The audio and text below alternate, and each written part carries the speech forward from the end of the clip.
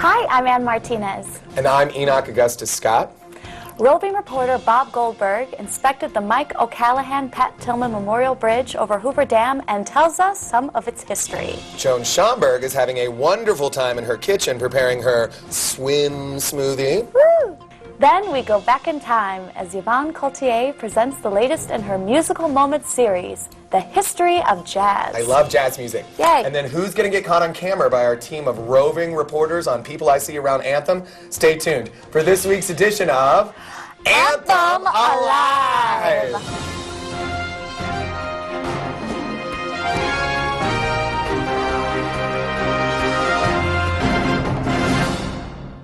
Hello everyone, and welcome to the 434th edition of SCA TV's Anthem Alive. My co-host today is the very funny and talented Enoch Scott, and he is the star of my favorite show in Las Vegas, the hit Zombie Burlesque at the V Theater and Planet Hollywood. But he made his Las Vegas debut over 10 years ago in Tony and Tina's Wedding at the Rio. He also created the role of Tony Whitcomb in the Las Vegas premiere of Sheer Madness and was the original Las Vegas cast member of the Grand Old Vegas Review, Awesome 80s Prom, and Stripped the Play. And I could go on and on about his accomplishments, but I have to say we both are fans of a certain cartoon from Japan. Pokemon? Yes. Yes, I'm an enormous, more than anything that I've ever done on stage. The most important thing that you need to know about me is that I want to catch all the Pokemon. Yes, and who's your favorite Pokemon? I just have to go with Pikachu. I mean, I know it's the obvious choice, but I just really love Pikachu. Pikachu is the strongest Pokemon. And he does, it's just something about that Thunderball attack. Yes. And just those cute little red cheeks. I love him. him. He goes Pika Pika. He's really good, and I also like Mew as well. Yeah, well, I like Mew too. Yeah, well, because he has feelings. The clones. Yes. We could go on and on about Pokemon, but I should probably introduce you to Anne, or not, because we should cut. Well, we have more current details about his performances, but we'll talk about that later in the show. Fantastic. And it was nice to be with you this week and to talk about the most wonderful cartoon ever made. Pokemon. Pokemon. I really want to thank Anne for that awesome introduction. This is Ann Martinez, who, if you've ever seen a show in Las Vegas, you have probably seen her perform. She's currently in Jubilee, which makes her Las Vegas royalty. But she really, if you really want to know about Miss Ann Martinez, she just got back from Engelbert Humperdinck's national tour. I have a lot of trouble saying that name, Engelbert. Engelbert. Did it take you a long time to learn how to say it? His real name is Jerry Dorsey. That's a lot easier. But everyone calls him Inge. Inge. Inge. All right, well, she just got back from performing with Inge, darling. But her favorite roles include Thoroughly Modern Millie and Polly and Crazy for You and Cinderella. Yes. Oh, you make a perfect Cinderella. Oh, but thanks. really, the reason that I love Anne is she's doing this fantastic project that you have to see called Alice, Steampunk Fantasy. Yes. And it's by her production company, BBR. And it's in residency now at the Hard Rock at the Vinyl. Yes. It's once a month. It is really one of the most creative, alive things that is going on in Las Vegas right now. And if you can get a chance to get out and see it, you will see some of the best performers in town doing some of their most real, honest, fantastic work. So I really suggest you getting out to see Alice. I love it, I love it, I love it, I love it. Yay. And she's awesome. Thank you, and now let's get to our stories. Let's get to them. So what do we have up first? Well, roving reporter Bob Goldberg talked with Mary Martini. Ooh. I mean, well, perfect name for anyone who works in Las Vegas. And she works with the Nevada Department of Transportation about the Mike O'Callahan-Pat Tillman Memorial Bridge over Hoover Dam. We're going to find out about the construction challenges and the environmental issues involved with the construction.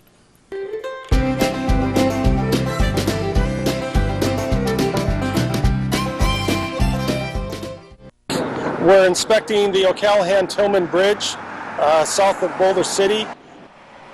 Per the National Bridge Inspection Standards that was initiated by Congress in 1968, every bridge in the United States has to be inspected on a minimum of a 24-month basis. Go ahead and back up about another 2 feet, please.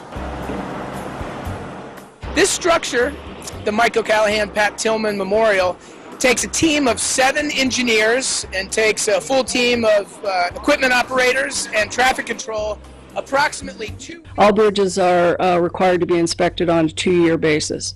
That bridge was given a thorough inspection upon the completion, and then it goes through every 2 years and gets a new inspection. Do the people that inspect the bridge come out of your offices? The NDOT offices, yes. Basically, there is an agreement with the state of Arizona and Arizona DOT that NDOT, Nevada Department of Transportation, actually is responsible for the maintenance and the inspections and any contracts. And what Arizona does is actually reimburse our costs in providing those services. When you cross the bridge, for people who haven't been there before, it looks like you're not really on a bridge. It's so well concealed. How did that come about? The height of the guardrail, the concrete rail from the roadway portion is about 5.5 feet high. And there's two reasons for that. One is for security. It is actually an element of the bridge itself and adds to its structural integrity. But the other one is just the height necessary when you're dealing with the highway construction. The concrete rail has actually been raised in those areas, and it's got a particular shape for safety. What were some of the challenges that you as a department faced in actually building this bridge? Well, there were several challenges. Just the geology of the area and the weather were the two primary ones. It can be very hot. There's high winds. The gorge has some very challenging rock formations, and the way the bridge needed to be structured so that the arch would be firmly embedded into the canyon walls. In addition to that, we had environmental constraints because there were a number of threatened and endangered species through there, including some sheep, and they were actually had tracking collars on them. All of these issues, put together along with some just regulatory constraints, led to where we were at. If you haven't driven on the new bridge that separates Nevada and Arizona, it's quite an experience. Named for two outstanding Americans, the Mike O'Callaghan-Pat Tillman Bridge is a magnificent engineering accomplishment. The bridge joins in uniting two states, two people, and celebrating two lives. Pat Tillman, from the Arizona side, served in the Army, was a pro football player, and fought in both Iraq and Afghanistan. While Mike O'Callaghan was a teacher, he also served in the military in three separate branches: the Army, the Air Force, and the Marines. And he also served as a governor of Nevada. I learned a lot about the bridge and the construction that I never knew before. And if there are things that people would like to find out a little bit more, how would they do that? The best way to do it is go ahead and get on to our website, which is nevadadot.com, and or you can actually go on our Twitter account. We've got a Facebook page. So all of those comments, requests, complaints, they're tracked, and one of our internal measures is to actually determine what we've done with it, what our response is, and how that has been addressed. Thank you. Bob Goldberg, SCA Television, Anthem Alive. Fascinating report. Thank you, Bob. The weather is nice, and soon we'll be able to swim every day. I've got my swimsuit on right now underneath my clothes. Joan Schomburg, however, is spending time in her kitchen preparing a swim smoothie, which will help us ease into the water and other things.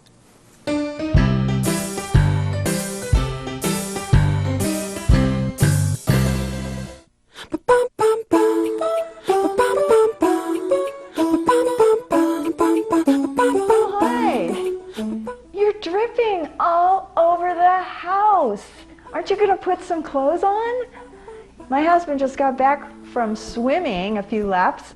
I'm going to make him up a nutritious smoothie. I'm right in the middle of cleaning out my refrigerator.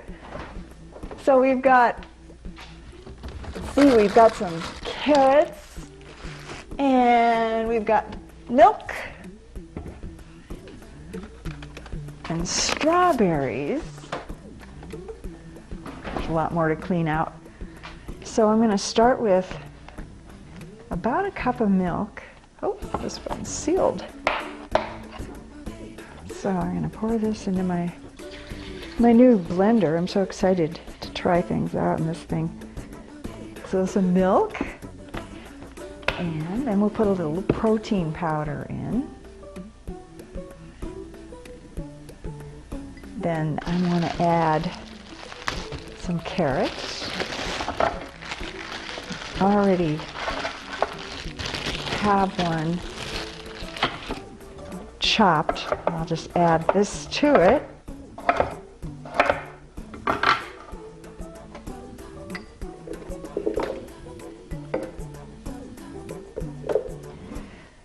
Then I'm going to add some strawberries.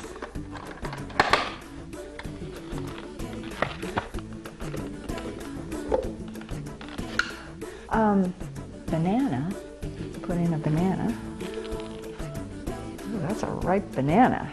That's going to make it smooth and sweet. Really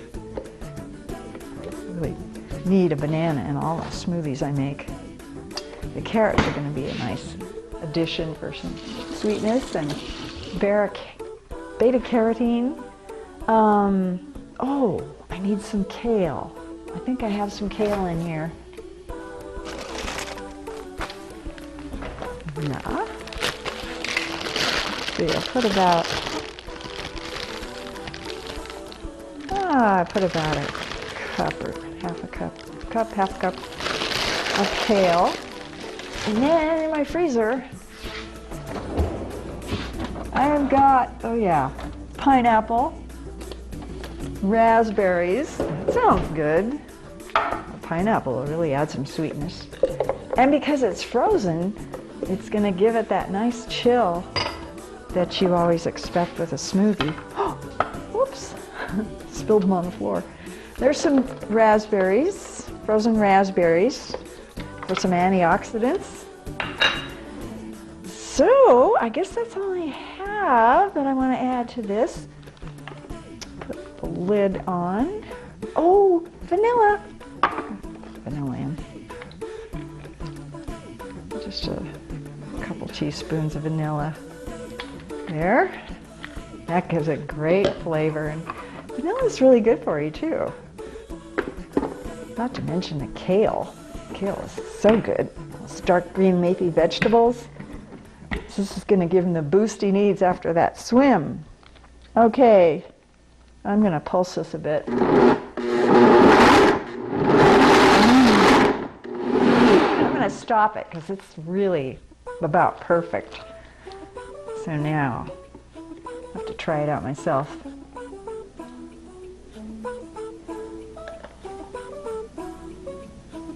Doug, your smoothie is ready. Are you? You're gonna love this. And just from things left over in the refrigerator. What a deal. Okay, Doug, you need to come and taste this. Can't wait, boy. I am hungry. Oh, I After bet all you that are. Working out and swimming. Taste it. Mm. Mmm. That's good. You like it? I like it.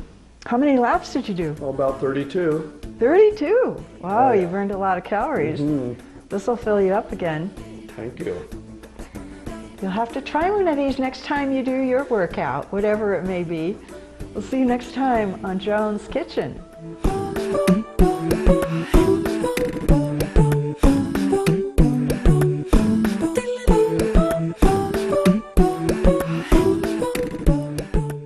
That smoothie looks great. Yeah. There's just one problem, Joan. You were supposed to bring us samples. We're Yeah. sitting here drinking water out of coffee cups. It's not even coffee. It's water out of a coffee cup. We were promised swim smoothies, weren't we? I was promised a swim smoothie and a small rabbit. Yeah, so if you could get over here with the swim smoothie, the small rabbit, and a Pikachu, Joan, we Yeah. would appreciate it. We But demand more. It's okay to make mistakes. We understand people make mistakes. It's in our contract. Right, So so, if you want to read it next time, you'll Right. know what we need. yes. I'll have my people call your people. Yes. Joan. Oh, Joan. Joan. She just disappoints me I every know. time. We love you, Joan, but honestly. I tell her what I need, and she's Every like, single oh, yeah, And then she's in her kitchen making smoothies. smiling Yeah. sarcastically. Where's my smoothie? Where's my little rabbit? It's not here. It's not here. It's not I'll here. drink water on my coffee cup and be mad about it. I bet that's not even like spring water, like filtered. I bet it's not. It's probably tap. They probably just took it out of the lake from outside. Oh, my God. So mean, Joan. So mean, Joan. Well, we all make mistakes. We do. That's why they make erasers on pencils. This is true. And that's why there's elections every 2 years. Well, we go back in time as Yvonne Cloutier. I love her name. I know, Yvonne Cloutier. Cloutier. I think she's a pirate. That sounds like a pirate name a little Yeah, bit, maybe. I feel like I should say it with an accent. You should say it with an accent. We go back in time as Yvonne Cloutier presents the latest in her Musical Moments series, The History of Jazz, or Yaz. Yes, as it's sometimes known as.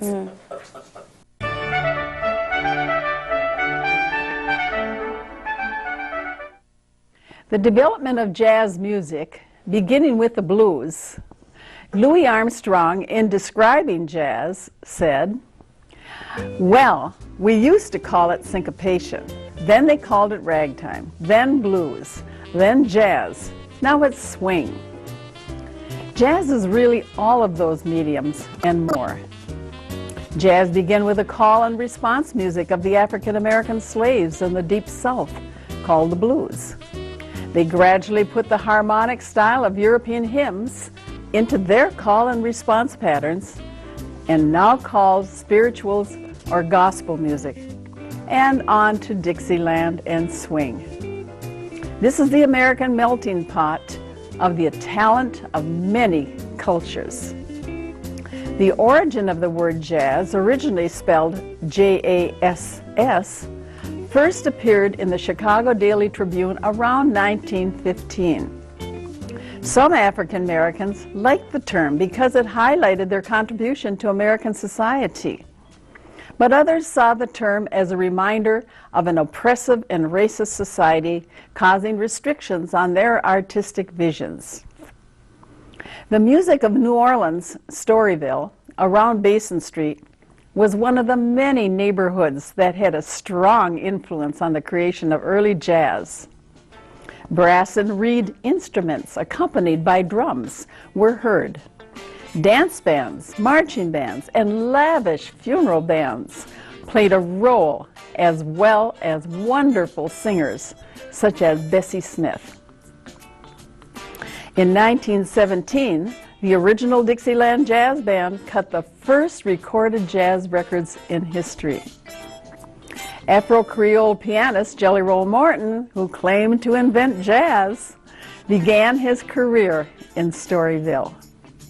His 1905 composition, called Jelly Roll Blues, was the first jazz arrangement in print, introducing more musicians to the New Orleans style. He thought the Spanish tinge was necessary for the right seasoning for jazz. Musicians started with embellishing syncopated ragtime themes and ragging the classical music. Ragtime had a stricter pattern rule, though. The Charleston dance, a hit dance of the 1920s, appeared in 1923 when James P. Johnson, a black composer, pianist, composed it for a Broadway musical called Runnin' Wild.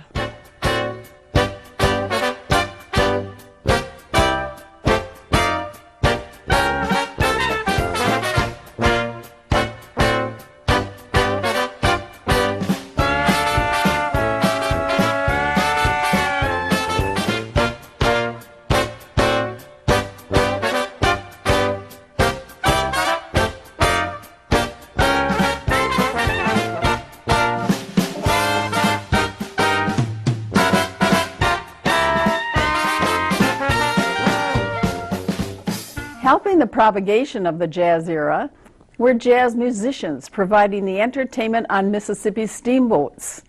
Radio development allowed people all around the country to hear this new sound of music, even though they couldn't get to the nightclubs.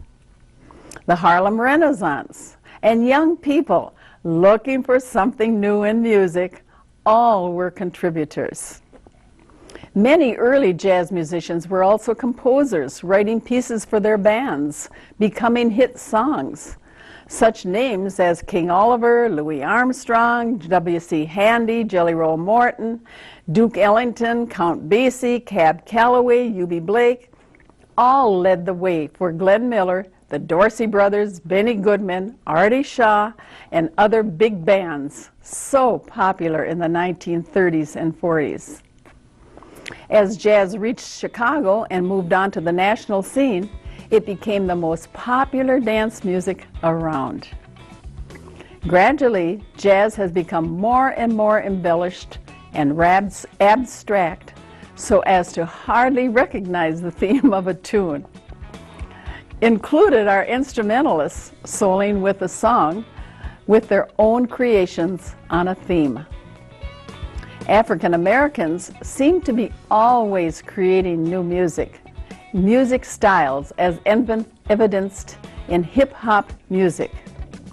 When I asked an only black man at a ragtime festival why more blacks didn't attend the ragtime festivals, being that ragtime began with their ancestors, he replied, "They have moved on to developing something else." And so it is with jazz. This is Yvonne Cloutier reporting for SCA TV. We always love your musical segments, Yvonne. And you know what's great about her musical segments? What? Is, unlike some people that I can mention, she leaves us with something. She does. Right? A little history of jazz that I can take with me. Yeah. In my head. And a thought. Right. And for she your day. thought about us and stuff, as opposed to some people who just keep smoothies for themselves. Going right along. Joan. Next, Stan Lieblein and the SCA TV camera crew captured more of our Sun City anthem folks enjoying the good life in our community.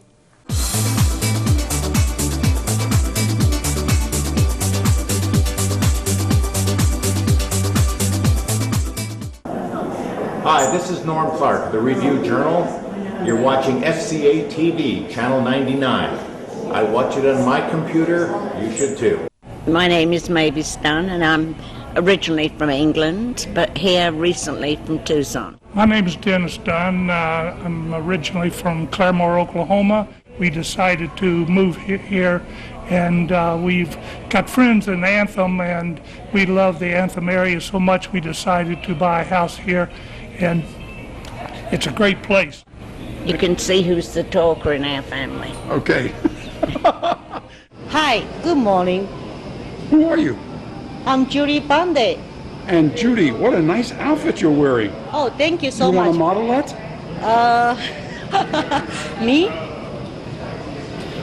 I'm Gordon Wininger. I'm from Sun City Anthem, and it's a beautiful day in Sun City. Is it warm? Oh, it's warm out there. It's beautiful. Why the hat? The wind. Okay. Jim Wigan. I'm from Grand Forks, North Dakota originally. Born and raised North Dakota.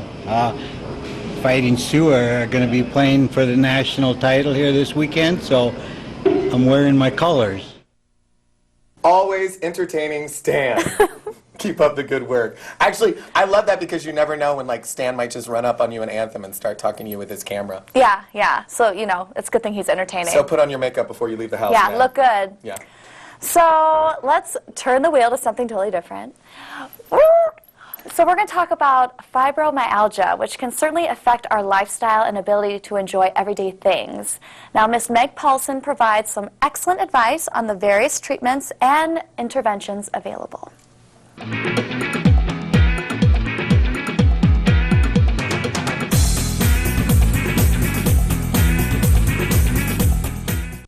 Treatments for fibromyalgia. Specific multidisciplinary approaches are the best way to help those suffering from fibromyalgia or FMS, keeping their symptoms under control and significantly increasing their quality of life.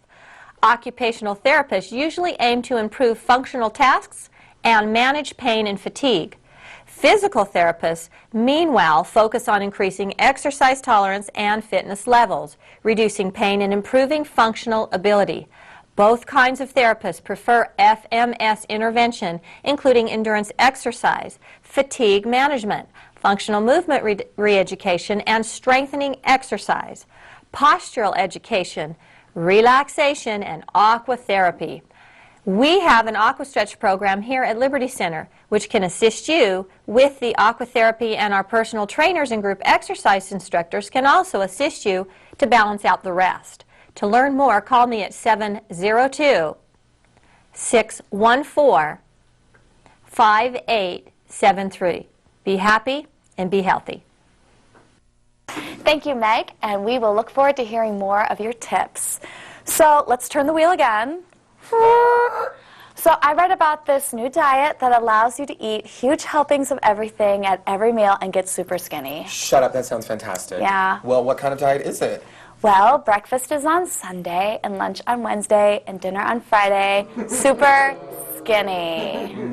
It's a way for you to get back to your birth weight. Oh, good, right on. I've been looking to get back to my birth weight. Yeah, just 6.5 pounds, that's just it. 8 pounds, 5 ounces. If I can get down to 8 pounds, 5 ounces. You're going to look so good. And that's mostly will be my hair. Well, we can't finish our show without hearing from our resident philosopher, Lois Krashen, who shares her thoughts about loving children.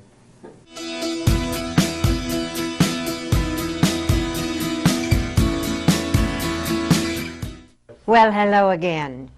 This is for all who love and care for children.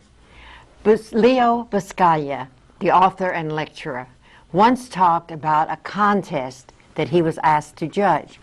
The purpose of the contest was to find the most caring child, and the winner was a 4-year-old child whose next-door neighbor was an elderly gentleman who had recently lost his wife. Upon seeing the man cry, the little boy went into the old gentleman's yard, climbed up onto his lap, and just sat there. Well, when his mother asked him what he had said to the neighbor, the little boy just said, "Nothing, I just helped him cry." Teacher Debbie Moon's first graders were discussing a picture of a family, and one little boy in the picture had a different hair color than the other members. One of her students suggested that he was adopted, and a little girl said, "Oh, I know all about adoption. I was adopted." "What does it mean to be adopted?" asked another child. "Well, it means," said the little girl, "that you grew in your mommy's heart instead of her tummy." Out of the words of wisdom, you know. On my way home one day, I stopped to watch a little league basketball game that was being played in a park near my home. As I sat down behind the bench on the first base line, I asked one of the boys what the score was. "Well, we're behind 14-0, he answered with a smile. "Really?" I said. "I have to say you don't look very discouraged." "Discouraged?" the boy asked with a puzzled look on his face. "Why should we be discouraged? We haven't been up to bat yet." Whenever I'm disappointed with my lot in life, I always stop and think about little Jamie Scott. Jamie was trying out for a part in the school play, and his mother told me that he had set his heart on being in it, though she feared he would not be chosen. On the day that the parts were awarded, I went with her to collect him after school, and Jamie rushed up to her, eyes shining with pride and excitement. "Guess what, Mommy?" he shouted, and then said these words that will remain a lesson to me. "I've been chosen to clap and cheer." An eyewitness account from New York City. On a cold day in December some years ago, a little boy about 10 years old was standing before a shoe store on the roadway, barefooted, peering through the window and shivering with cold. A lady approached the young boy and said, "My, but you're in such deep thoughts staring in that window." "Well, I was asking God to give me a pair of shoes." This was the boy's reply. And the lady took him in by the hand, went into the store, and asked the clerk to get out maybe a half a dozen pair of socks for the boy. She then asked if he could give her a basin of water and a towel. He quickly brought them to her. She took the little fellow to the back of the store, and removing her gloves, knelt down, washed his little feet, and dried them with a towel. By this time the clerk had returned with the socks. Placing a pair upon the boy's feet, she purchased him a pair of shoes. She tied up the remaining pair of socks and gave them to him. And she patted him on the head and said, "No doubt you will be more comfortable now." And as she turned to go, the astonished child looked and caught her by the hand and looked up into her face with tears in his eyes and asked him, "Are you God's wife?" I hope this put a little smile and perhaps a few tears on your face. It sure did mine. Special thanks to Sue. Bye for now, and I'll see you soon. Thank you, Lois, for your great stories, and we will see you next time. So next week's show seems to have a Wild West theme. Dum dum dum dum dum dum dum dum anthem. Dum dum dum dum dum dum dum. We're in anthem now. Bubba Bank. So Bob Goldberg is searching for burros at the Red Rock Canyon, which I don't know if you know, you will be fined if you feed them. What? Don't feed the burro. Don't feed the burro? Why not? Which is Spanish for donkey. Yeah, right. El burro. A burro. Now that's different from a llama. Yes, a llama, that's one that spits in your eye. Okay. Yeah. So don't feed the burro and don't let the llama spit in your eye? Yes, when they start chewing, go to the right. I don't know about you people, but I have learned so much today. Yes, it's just the more you know. The more you know. I don't know if you remember that show. Of course. With the little star that yeah, that came by at the end. Right, and you know what? You're never too old to learn. You're never too old to learn. Today. I'm 107 years old, and I've learned like 30 things today. And you'll soon be down to your birth weight. And soon I'll be down to my birth weight. And City Slicker Helen Lieblein is going to bring us an update next week on Bonnie Springs. She's going to meet with somebody called Angry Joe Cowboy. You know, I don't know how I feel about that. I don't either. I mean, I don't want to meet anyone who says they're angry. Cowboys like were happy and sang songs and ate beans out of cans. I mean, that's what I would do. That's a hobo. That's a hobo. That would be a hobo. Well, next week, Yvonne Cloutier will be back, and she's going to relate some fantastic Mae West stories. I love Mae West. Who is super cute. And Larry Carroll tells us more about one of my favorite bands in the city, the Lon Bronson Band. Right on. Yeah, he's awesome. And we're going to have some of our semi-regular favorites. You know what?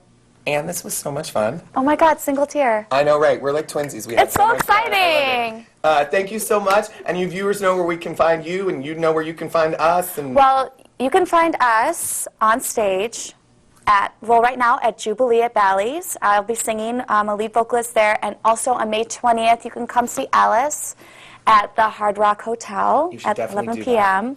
It's super fun. And where can we see you, sir? Well, I'm in Zombie Burlesque 6 nights a week. You can check me out any night except Sunday, where I will be home sleeping. And then also, I'm going to L.A. to host a burlesque show on April 26th. It's going to be at the Classic El Cid. If you've ever been to Classic Flamenco restaurant in L.A. Oh, that's so magical! Yeah, we're doing a burlesque show there at night. So it's my first burlesque show hosting outside of the city. I'm super excited. If you're in L.A., come and see me. El Cid, April 26th. Otherwise, I'll see you in Zombie Burlesque Land, where I'll be eating your brains. Yay. Oh my God. Okay, so that sounds great. So from the entire SCA TV crew and staff, we hope you have a stupendous week. And I'll see you guys later. Brains!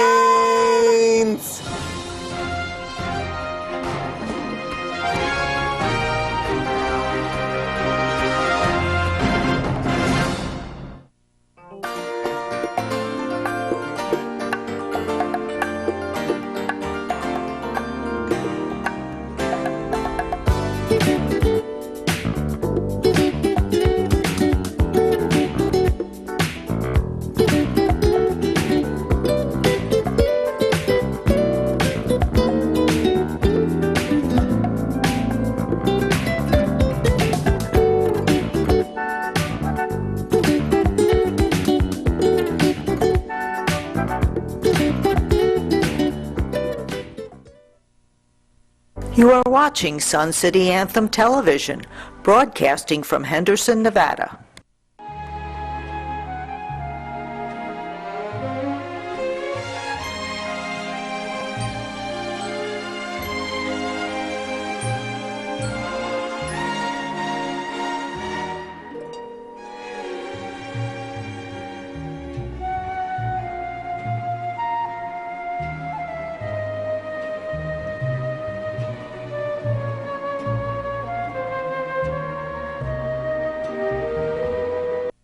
Hi, I'm Ann Martinez. And I'm Enoch Augustus Scott. And we are hosting Anthem Live this week with these featured stories. Hit it! Wondering reporter Bob Goldberg visited the Mike O'Callahan Pat Tillman Memorial Bridge over Hoover Dam and finds out about some of the construction challenges and the environmental issues involved with the construction.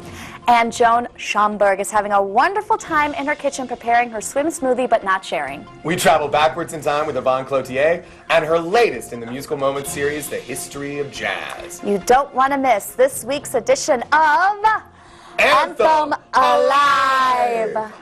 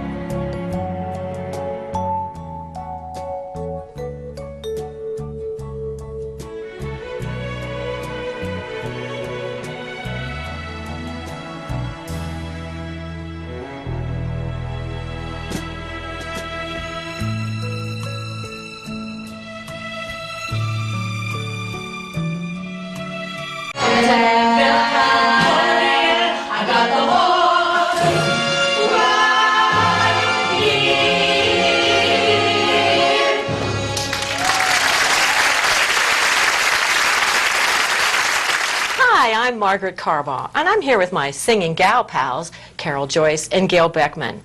Last spring, the three of us were fortunate enough to collaborate with Susan Gerard of Kaleidoscope Productions to stage Babes in Boyland, the men's songs we've always wanted to sing, in 2 sold-out performances in Freedom Hall. The bad news is, not everyone who wanted to see the show was able to get a ticket. And some of those who saw it on Friday and wanted to see it again on Sunday also were unable to get tickets. So the good news is we're doing it again. Yes, on Friday, April 24th at 7 and Sunday, April 26th at 3 p.m.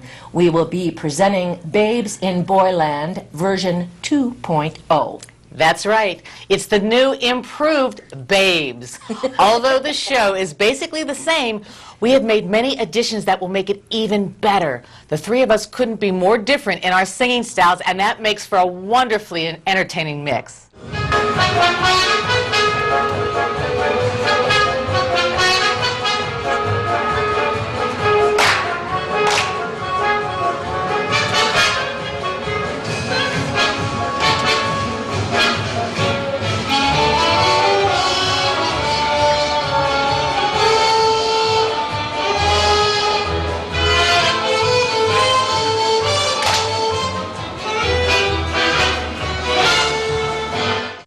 So mark your calendar for Friday, April 24th at 7 and Sunday, April 26th at 3. Your last chance to see Kaleidoscope Productions' Babes in Boyland, the men's songs we've always wanted to sing. Tickets are on sale now for the early bird price of just $15. Get yours today at Anthem Center or online at sca-hoa.org.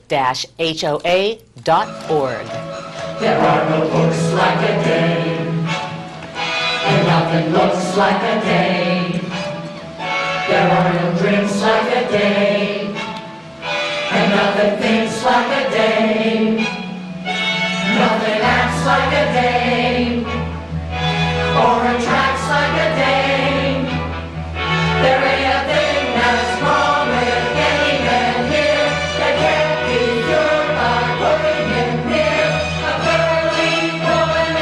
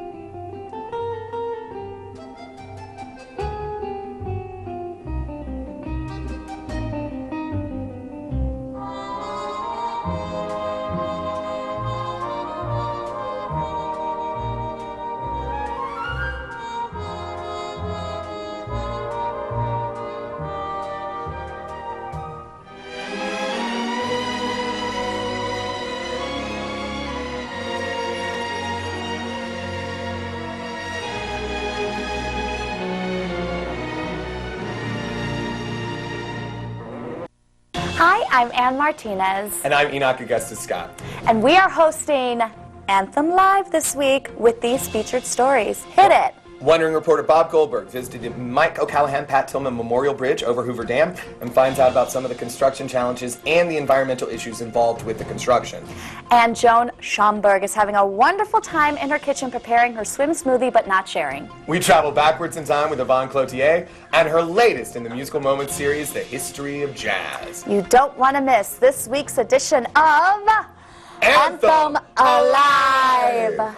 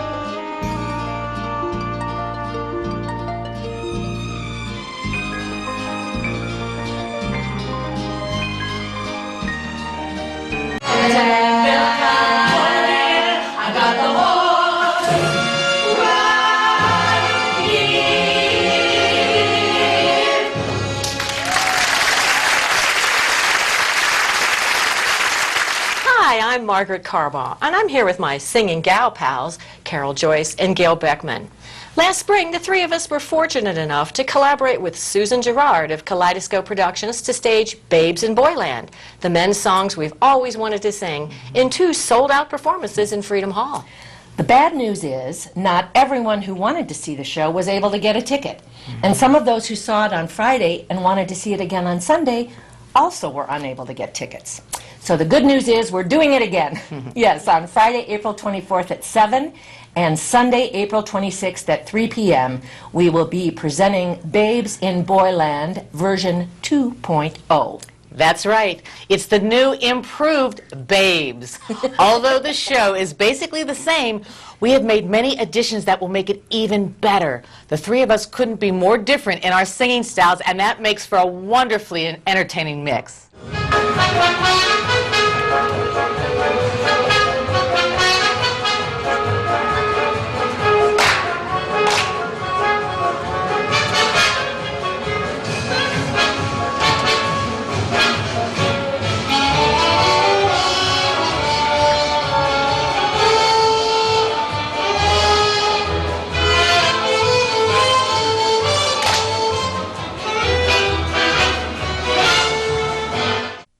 So mark your calendar for Friday, April 24th at 7 and Sunday, April 26th at 3. Your last chance to see Kaleidoscope Productions' Babes in Boyland, the men's songs we've always wanted to sing. Tickets are on sale now for the early bird price of just $15. Get yours today at Anthem Center or online at sca-hoa.org. There are no books like a game, and nothing looks like a day. There are no drinks like a day, and nothing thinks like a day. Nothing acts like a day, or attracts like a day. There ain't a thing that's wrong with any man here that can't be cured by putting him near a girly, womanly, female, feminine day.